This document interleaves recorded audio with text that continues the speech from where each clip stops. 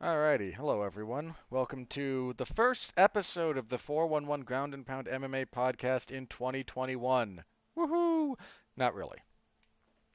See, all you silly people pretending that an arbitrarily drawn point in the Earth's orbit around the sun was going to fix your problems. This year sucks just as much as the last. Deal with it.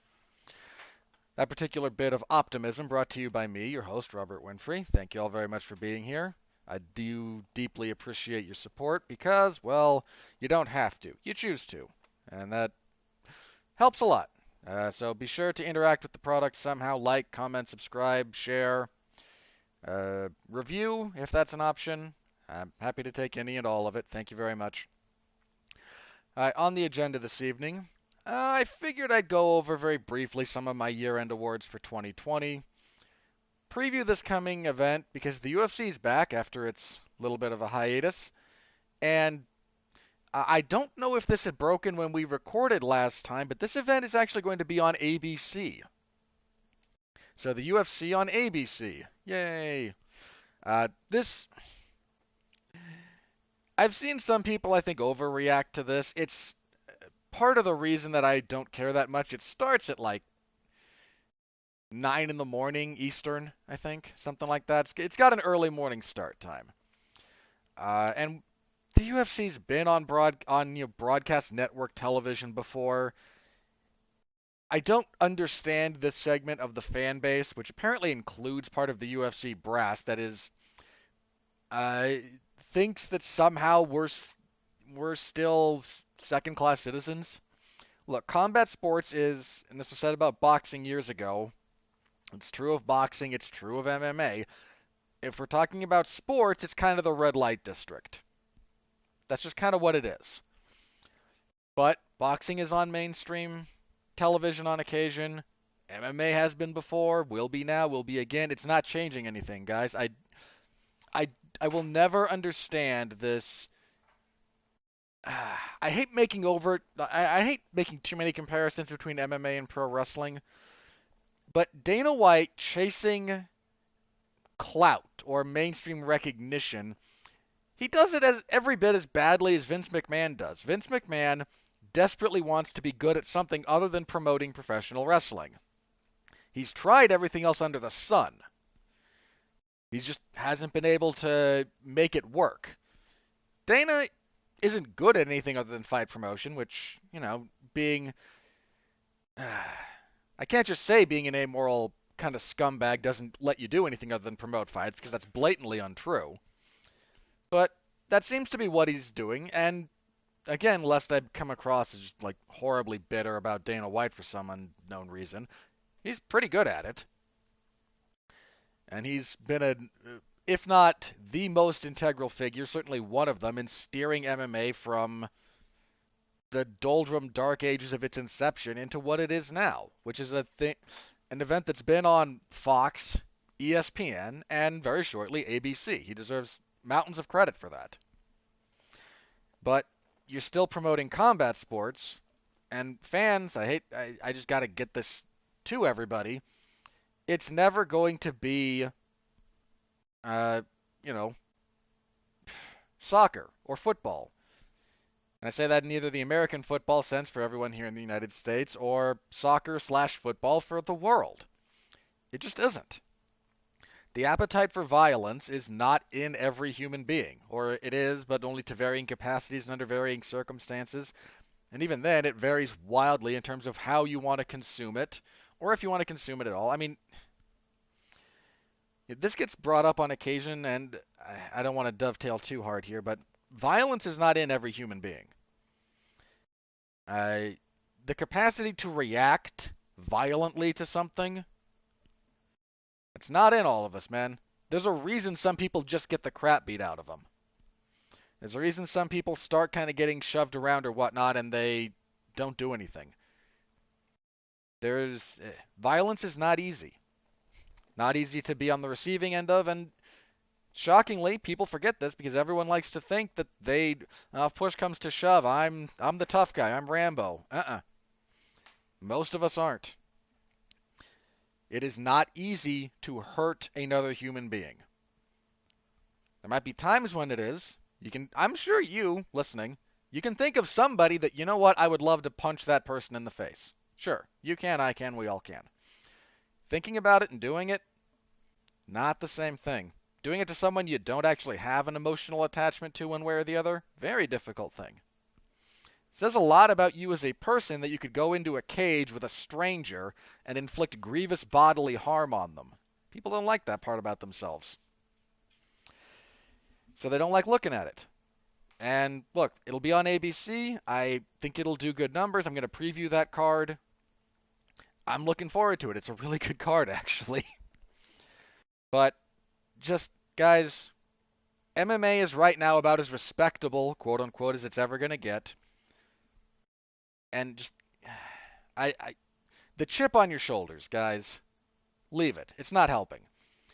When everybody and their dog legitimately looked down on MMA and it couldn't get on pay-per-view or whatnot, it served a purpose and it was deserved. We've been on Fox, ESPN, and now ABC. You're not the little guy anymore. Stop it. Don't be that guy. Uh, it's just unsightly.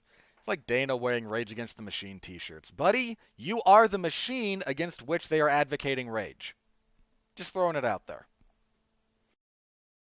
So don't be the person who goes, "Oh, this will open up huge new avenues." It really won't. MMA is what it is at this point. And thankfully, it's big.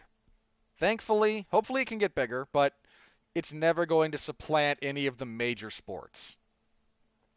Not in any sort of concentrated way. It just doesn't. But it's big, it's stable. The interests of the promoter and the fan base are mostly in alignment. That's why we get the fights we all want. There's still things to iron out. Fighters need more money, but MMA is in a very healthy place for the most part. All in all, the UFC is stable. The fights are of high quality. I mean, think about that's a good enough a dovetail into my year-end summary as anything. So let's talk a little bit about 2020 in kind of an abstract, and then we'll get into some specifics. There was a global pandemic that shut down the majority of the world. Certainly the majority of the world at various times. Here in the United States, depending on where you are and the needs of the individual state, more or less severe at different periods of time. Despite significant international travel restrictions, which hamstrung so much of the UFC's roster, there's definite value to having a very international roster, because in no small part because there is no shortage of quality fighters all over the world. But when Brazil got cut off for months, when the UK closed down, or a bunch of other places, it really, really limited the amount of talent that the UFC had at its disposal, and they still managed to find ways to make things work and put on some high-quality violence. I got looking back through my list of stuff for 2020. I keep a personal list of nominees for for the categories I do.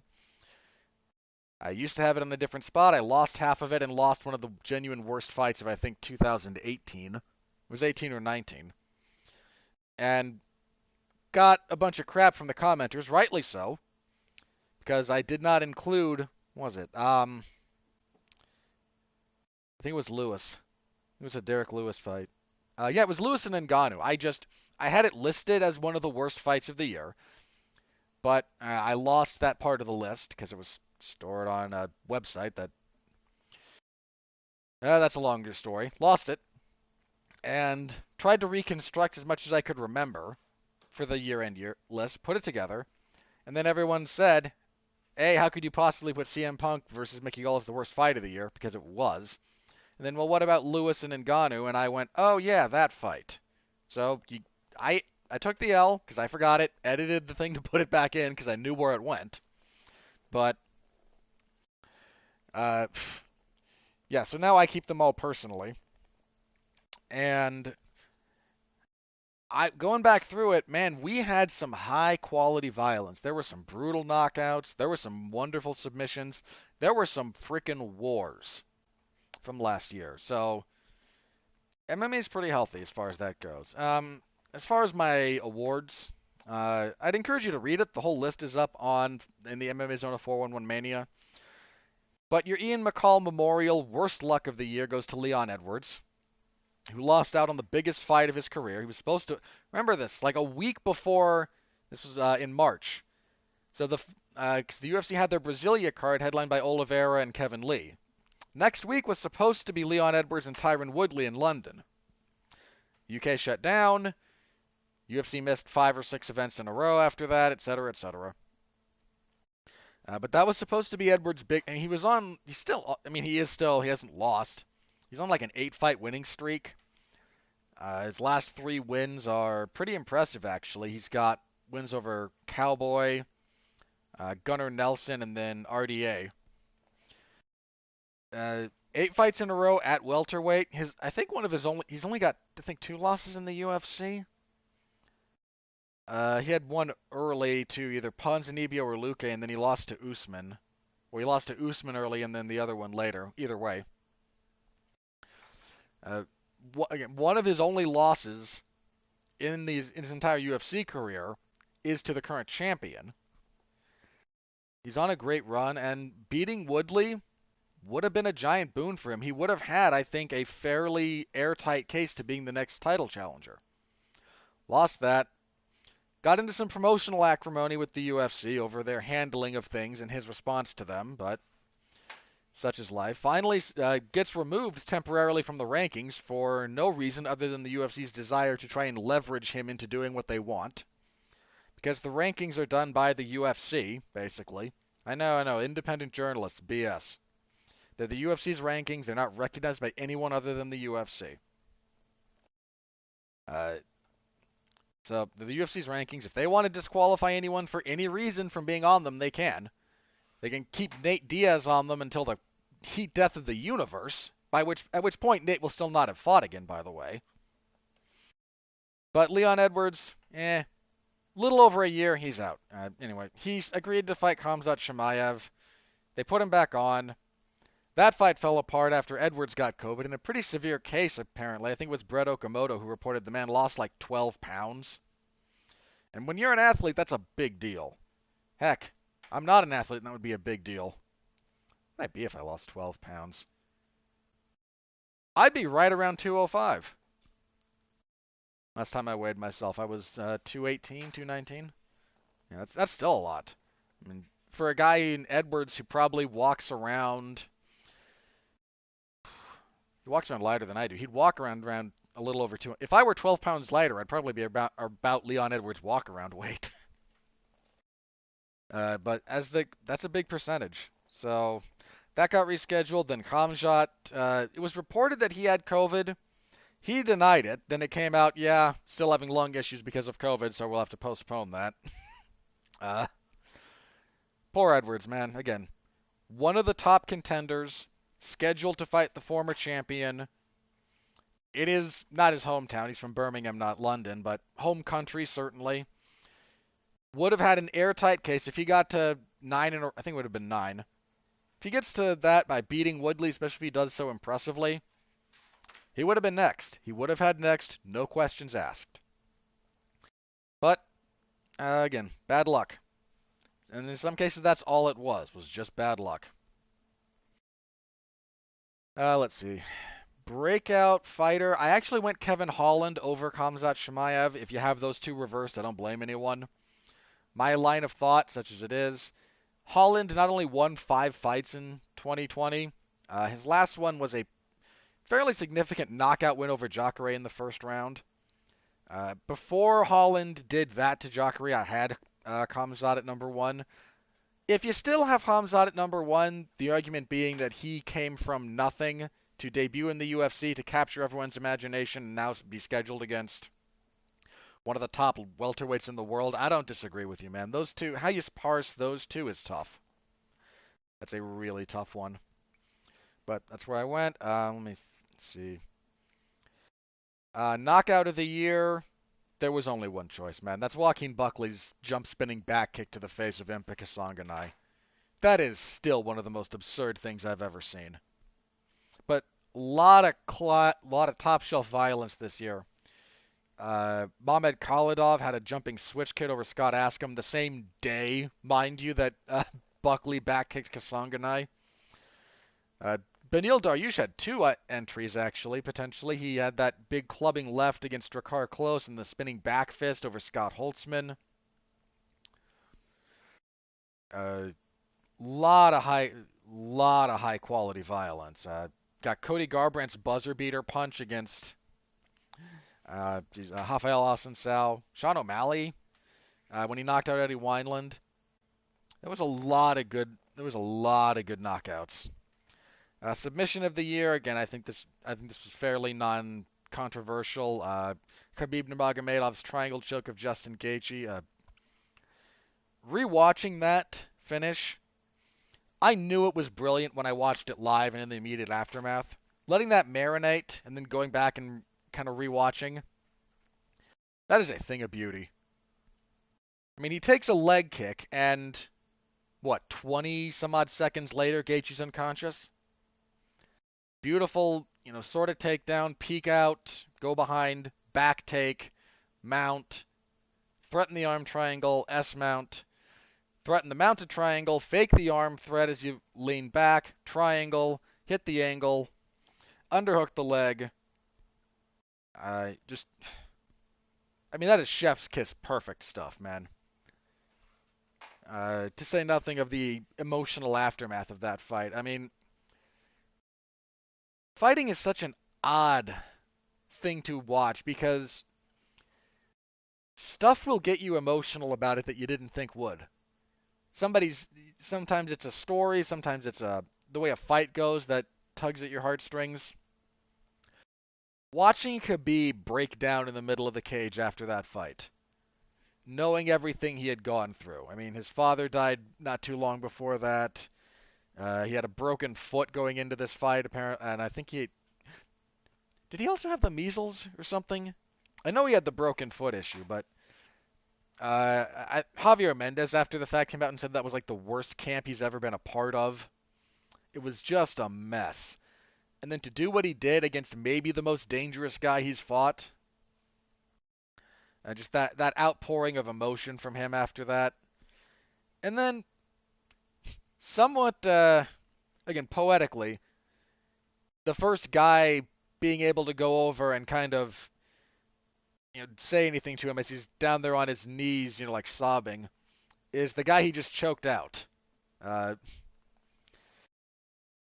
MMA is a weird sport, but that performance from Khabib is one of those things that I think will always pull at people's heartstrings for very, very obvious reasons. Let me think. Fighter of the year? Closer than I thought it would be when it was all said and done, but Davison Figueiredo. 4 wins, including winning the flyweight title and 2 title defenses, technically. Other years, he still would have made the top 5, but oh man, there's just a couple of caveats here. I mean, the fact that in his first fight, which was supposed to be for the title, he missed weight, then proceeded to knock Joseph Benavidez completely out. Gets a rematch, wins the belt clean. I'm saying this again. That second fight between him and Joseph Benavidez, I don't think it's the most lopsided title fight in UFC history. But it is the most lopsided title fight in history between the two best guys. We can find Anderson Silva just styled on a few people during his title reign. John Jones blew some guys out of the water. Kane? Kane, JD, no, that was to reclaim it, so this would be defending. No, I just said title fight. So Kane had some blowouts along the way. I mean, you can find them, but you find me 2 guys that are supposed to be that evenly matched, and That was a brutal one-sided beatdown. He defends the belt, gets a quick first-round submission, completes the fastest turnaround in UFC championship fighting history just 21 days later, fights to a Fight of the Year candidate against Brandon Moreno, but goes to a draw because of the foul he committed in, I think it was the third round when he kicked Moreno in the crotch. So, one weight miss and one draw, but still the fighter of the year, I think. A lot of guys tried their very best to make lemonade out of the lemons that they were dealt in 2020. So kudos to him for that in that respect. Let me think. Fight of the year. Again, we had some high quality violence. I wound up going with I think everyone's fight of the year, Zhang Wei Li and Joanna Jędrzejczyk, because what a war. What a great war that was, man. My hat is absolutely off to those two ladies. That was brutal. It was brutal. It was hot, fast-paced. It was interesting. Uh, Serious kudos. Again, some of the other shout-outs from last year in terms of high-quality fights. I really liked Gaethje and Tony Ferguson, but it was a little bit too one-way to make the top spot. The aforementioned Figueiredo and Brandon Moreno was a really great fight. I think that was my second spot. Uh, we had some really great violence last year, so kudos to everyone involved. Again, you can find the full list along with little blurbs about each of the uh, events or people that place on them in the MMA Zone of 411 Mania. Uh, so yeah, that leads us into first event of 21, UFC on ABC 1, because the UFC, works with ESPN, and the ESPN is owned by Disney, which also owns ABC. But let's jump into this event. We're getting the year started with a bit of a banger here. Your main event, whew.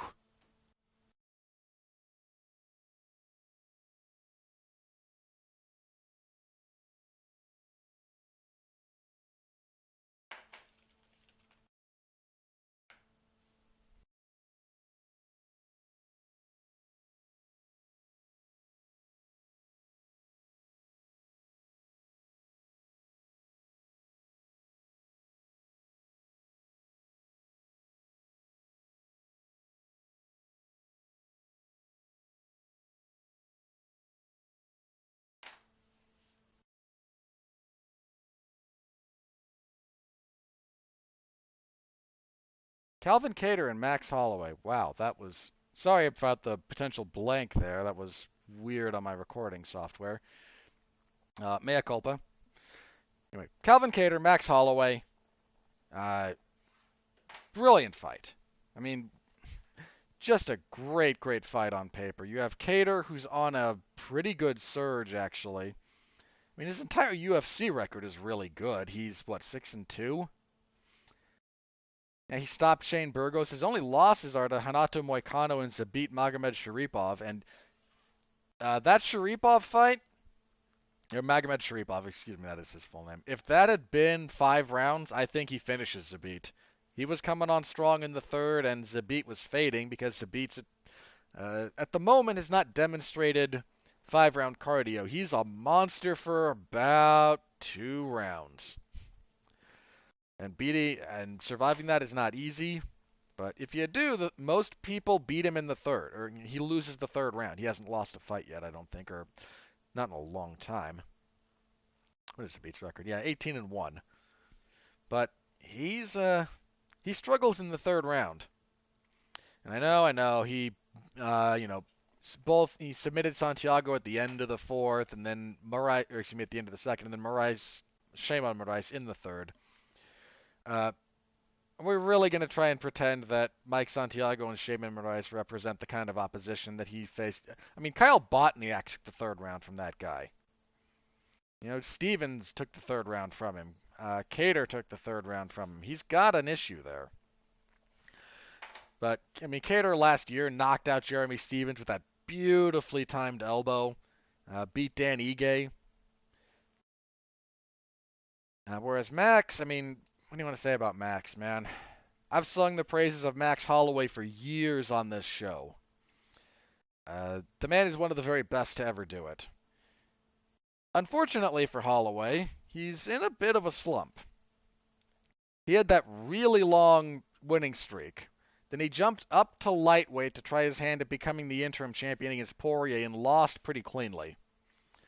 He went back to featherweight, beat Frankie Edgar to defend his belt, then lost. The first fight with Volkanovski is...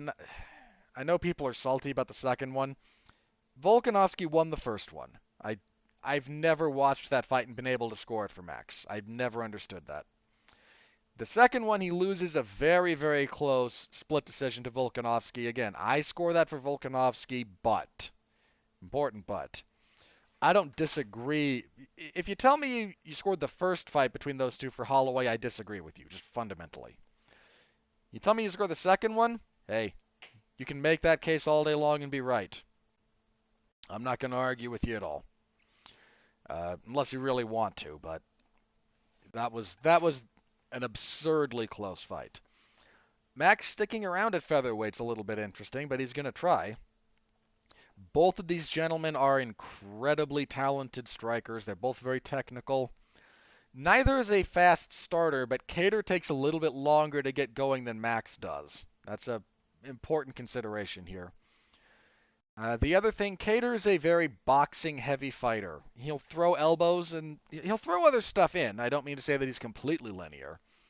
But I think Holloway's a little bit more diverse in what he can bring. Holloway's also, certainly a great technician in his own right. A better switch stance fighter than Kattar.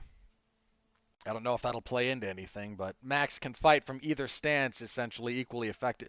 Effective in different ways, but to the end goal of being effective, from both stances, that man is, in fact, a terror to deal with.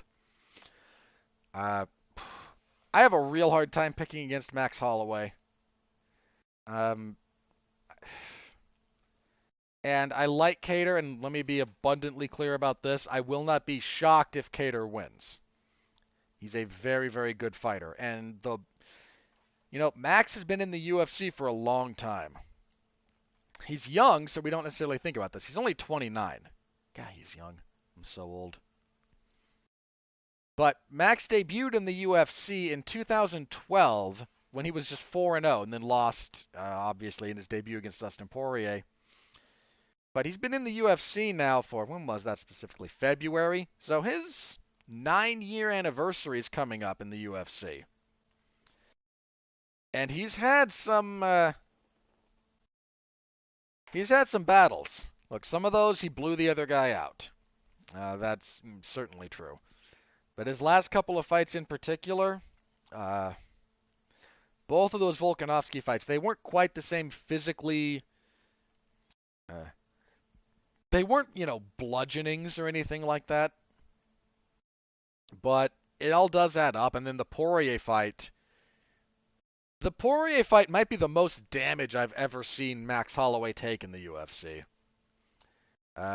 Poirier put it on him. That matters, man. I still like Max here. I still favor him to win. If I have to pick something, I am picking Max Holloway. But I'm not sleeping on Kattar at all. So main event. The other thing about that is 5 rounds. I really like Max over 5 rounds against anybody. I mean, even guys, even the Volkanovski fights, which he lost. Even Poirier. Max over 5 rounds is really hard to beat. I forget which round he took off of Poirier. It was either the 3rd or the 4th. Or he took one cleanly, and then the other one, like the closing half of the round, he was doing pretty good. He was starting to cook, You have a much better chance of beating Max over 3 rounds than you do over 5. I think it's probably easier to take the first and the second from him. Not all the time. I mean, Volkanovski dropped the first and the second to him in their second fight unanimously. But over 5, to stop that guy from figuring you out and putting damage on you the way that he does. I mean, again, Poirier beat him, but Poirier took a lot of abuse. Volkanovski beat him twice, but Volkanovski got a little bit lit up, especially the first 2 rounds in their second fight. It's not easy to spend that much time in the cage with that man and figure out a way to win. It is incredibly difficult. All right, co-main event, another high-quality instance of violence. Carlos Condit versus Matt Brown. I'm shocked these two haven't fought before. Have they? I don't think they have. These are two good old violence boys.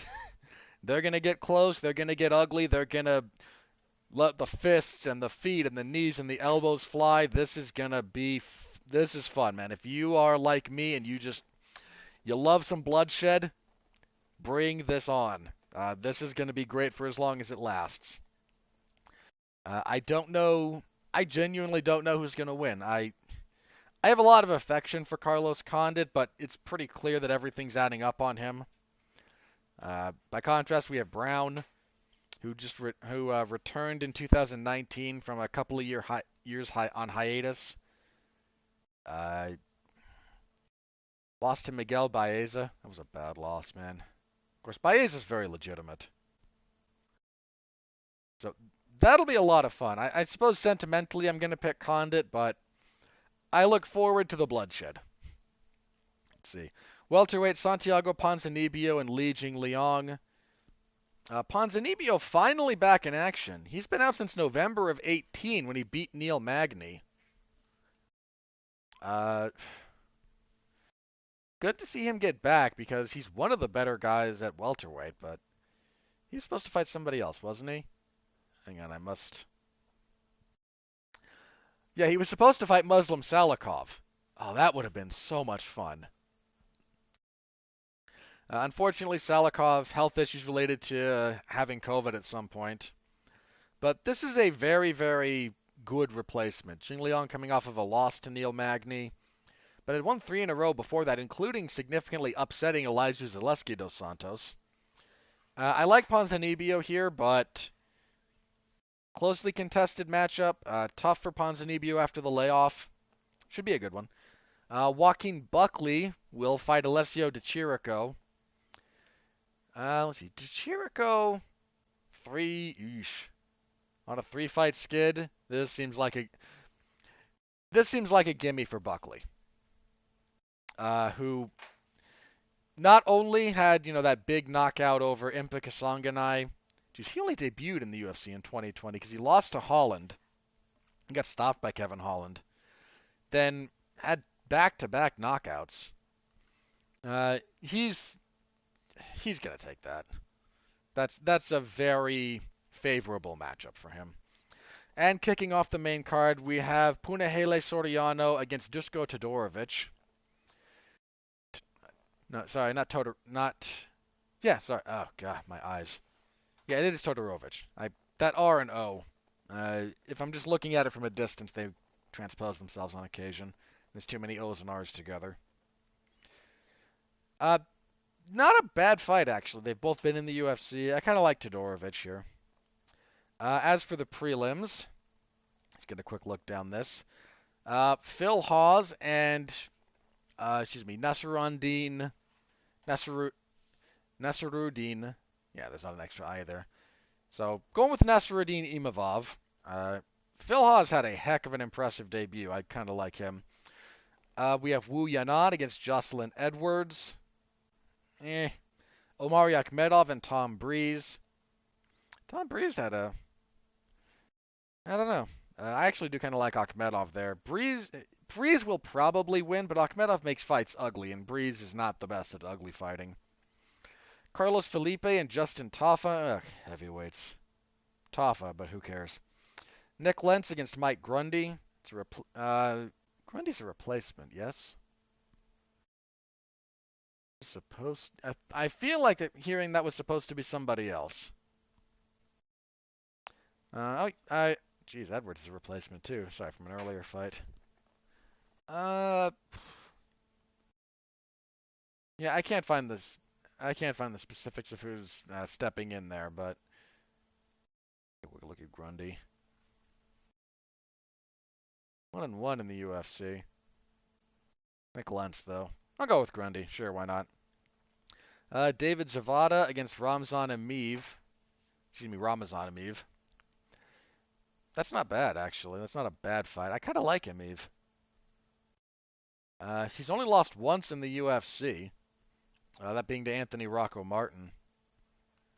Hasn't fought too many other people of note, and Zavada, up and down, he's 1-2 in the UFC. Yeah, Emeev. Welterweight, women's bantamweight, excuse me, Sarah Morris and Vanessa Mello. Probably Mello, but eh. And kicking everything off, Jacob Kilburn and Austin Lingo. Sorry. There's a deeply cultural, like unique to my culture thing about people with the last name of Lingo. And I don't wish to insult this gentleman. So just know that if you hear me happen to chuckle at that, it's an LDS thing. It's nothing derogatory. It's just a purely cultural, quasi-amusing thing. It's nothing personal to this man, and I assure you, it's nothing derogatory. So just for the heck of it, let's go with Lingo. Anyway, main card for that event. That is a killer, especially for television. Like, Max Holloway is not only one of the best fighters in the world, the man is also a quintessential television fighter in that he is action. That main card is very, very good. So, I will have coverage of that Saturday in the MMA Zone of 411 Mania. Remember, early start time. They are back in Abu Dhabi. They're not at the Flash Forum anymore. They're at one of the Etihad arenas. But, so that's where we'll be. That is, again, early start time. I wish to confirm the start time in particular. Because I know it's going to be early. The main card, I think, starts at... Yeah, that really won my time? I need confirmation.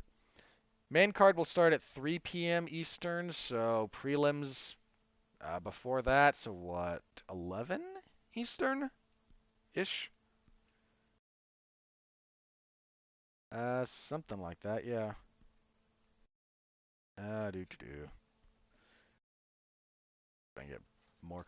see if I can get more confirmation on the prelim start time.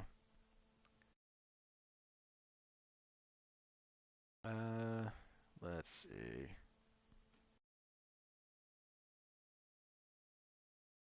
Don't care about the main event. Prelim starting at noon Eastern. Okay. So 10 here. So yeah, earlier start time. And then we'll get to the one on Wednesday next week when we have the double preview, but that Wednesday show that's coming up, that one starts at like 9 a.m. Eastern, I think. So anyway, remember, new time, early start time for that event, so please do stop by, say hello. I always appreciate everything you guys do to support my work. All right, let us move on. Jeez, I don't really know where quite to start here because there's been some news, but some of it's either too old and has been resolved or whatnot. So let's start with this.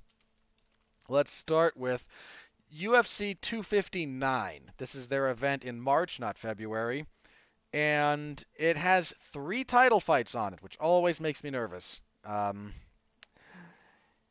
Last couple of times the UFC has had 3 title fights, they've all gone either late into the 5th or just been decisions. And that is just an extra 90 minutes of broadcast time, give or take. Because the fights themselves are 30 minutes. You factor in walkouts, you factor in the post-fight stuff. It's just about 45 minutes or so of total run/air time for a 5-round fight. You do that 3 times, and if they all go the distance, that's a lot of time. That said, the 3 fights are great. You have a women's featherweight fight between Amanda Nunes and Megan Anderson. The UFC seems to be banking on a couple of these having finishes. Of course, they did the same last time, and it still bit them in the butt. So you have that. You have great bantamweight title fight. Peter Yan and it's not Peter. I think it's Piotr. I've got to figure out how that name is pronounced properly because I don't want to be a goober. Anyway, bantamweight champion Piotr Yan as defending against top contender Aljamain Sterling. That fight was supposed to happen at the final event of 2020. Yan had to postpone for, I think he just had family-related issues. Whatever they happen to have been. Great fight. Can't wait for that fight.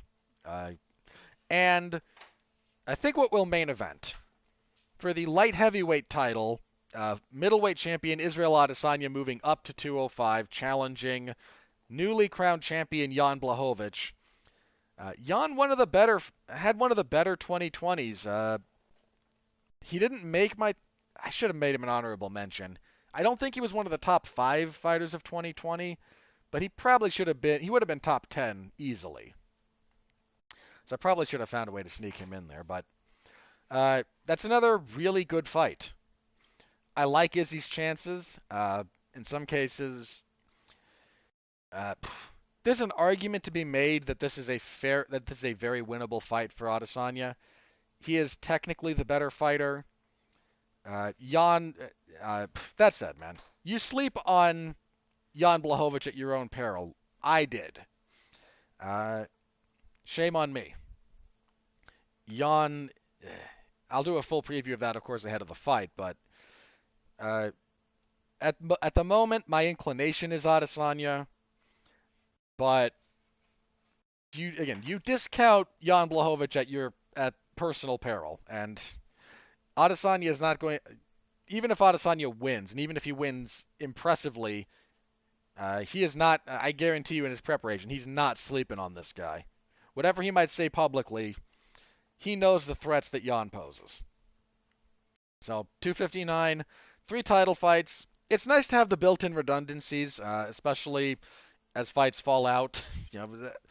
I forget the stat, man, but 2020 saw like twice as many total fights fall out as the previous year. Or it might even have been more than that. It might have even gotten to a factor of 3, depending on the specific math. In the era of pandemic, fights fall out all the time. So having 3 fights, all of which can legitimately main event a pay-per-view and draw money, yeah, that's... if they all go off, watch them all go off without a hitch in terms of getting to the cage, but watch all of them go all 5 rounds and just everyone be dying by the end of the broadcast because please let it end. But you can't fault the UFC for building in redundancies around that. Speaking of built-in redundancies, I'd mentioned this before. UFC 257, that will be coming your way not this coming Saturday, but next Saturday, headlined by the rematch between Conor McGregor and Dustin Poirier. That's not a deep card. If anything happened to that main event, then we're going to be in real trouble. Well, we have a new co-main. We actually have a co-main. Dan Hooker against Michael Chandler. That's a very, very good fight on its own terms. And if something happens to either of the main event guys, you could slot either Hooker or Chandler in, depending on necessity, without any difficulty. Now, again, if you lose Conor, you're going to take a huge hit commercially. But Michael Chandler and Dustin Poirier is a great fight. That would also set that, again, would it do Conor numbers? No. Very little does Conor numbers. But it would be a perfectly serviceable main event. So, and if everything holds together, it's nice to have value on that card beyond the main event because because prior to that fight, that was it, man. That was all you had was, hey, you're buying Dustin versus Conor 2. And don't get me wrong, that's enough to get a lot of people to plunk down the necessary cash. But it's not, the rest of that card was not great. So adding a little value to that, deeply appreciated, as always. I mean, there's just some loose stuff here. I mean, but I don't know. I don't really talk a lot about some of the craziness around UFC fighters, but the last week or so, UFC bantamweight, I believe, Erwin Rivera, arrested for attempted murder on both of his sisters. Uh, Apparently, he stabbed both of them multiple times, but both survived, or have as of this recording. And apparently, Rivera's had a lot of mental health issues for a while, and to the best of all the public statements from the family are that they are standing behind him, hoping he gets the help he needs, and I can only echo that sentiment. Look, if you're just a scumbag who decides to murder your family for profit, I don't have a lot of time or patience for you. But uh, the way it was described, and the some of the reports that came out of it, this is a man in need of uh, psychological help, and I hope he gets it because I hope everyone that needs it gets it. Psychological issues are some of the worst things you can deal with. I hope he gets the help he needs, with utter sincerity. Yeah, there's a lot of kind of minutia, but I mean, Charles Oliveira wants a title fight. Dana White said he was, looking more at Gaethje versus Oliveira. I get that Oliveira wants the title shot, probably not going to get it. He's probably going to need one more lightweight. It's too stacked, and there's too much in flux. Dana is meeting with still current lightweight champion Khabib Nurmagomedov when they're in Abu Dhabi for the next couple of shows. He's going to try and get Khabib to come back for one more fight. Um, I know the UFC wants to do Conor Khabib too, and I don't blame them. It's their first fight is the most successful financially pay-per-view the UFC has ever produced. So them wanting to run that back only makes all the sense in the world. Khabib does not seem to want that for any number of reasons. But I imagine coming out of this meeting with those two, we'll have some clarity about the lightweight title picture one way or the other. So we can look forward to some clarity there. I think that's everything ahead. Let me refresh Twitter one more time because, well, that's the day and age we live in, isn't it? Alright, nope, doesn't look like the world has further fallen apart in the MMA sphere at least, so let's move on to plugs. Again, you can find my full year-end awards in the MMA zone of 411mania.com. You can find me Fridays covering WWE SmackDown in the Wrestling Zone. I covered the Impact Wrestling event Genesis on this last Saturday because I am happy to fill in on occasion when I can, where I can. And let me think. You can find, I probably pitched this earlier, but I'm going to remind everyone, the reviews over on Damn You Hollywood. We have reviews for both Pixar's Soul and Wonder Woman 1984, both of which came out on Christmas Day in 2020, so we had Damn You Hollywood reviews for both of them. I'm, of course, the host of that show. You can find me there. Yeah, that's going to be it for the moment. So hopefully when I get back to you all next week, I will not be in as much physical pain. I've been having some dental issues. I have a root canal scheduled for, as I record this, tomorrow. So hopefully that fixes it. If not, and you happen to live around me, you might hear about a dentist's office burning down. I will not discount that possibility. But happy to be back here with all of you. Thank you all very much. Next week, review of UFC on ABC 1 and a double preview. We will be previewing the Wednesday card, UFC on ESPN 20. That is headlined by Michael Chiesa and Neil Magny. Solid fight. And, of course, we'll be previewing UFC 257, Poirier versus McGregor 2. For the life of me, I still do not understand why the UFC puts Jessica Eye on the same cards as Conor McGregor. Nobody cares about Jessica Eye professionally. But we'll have a preview for both of those events because they're both coming that week. See you next time. Until then, everybody, once again, thank you. Happy 2021. As usual, the advice stays the same. Stay safe out there, and please continue to be well, be safe, and behave.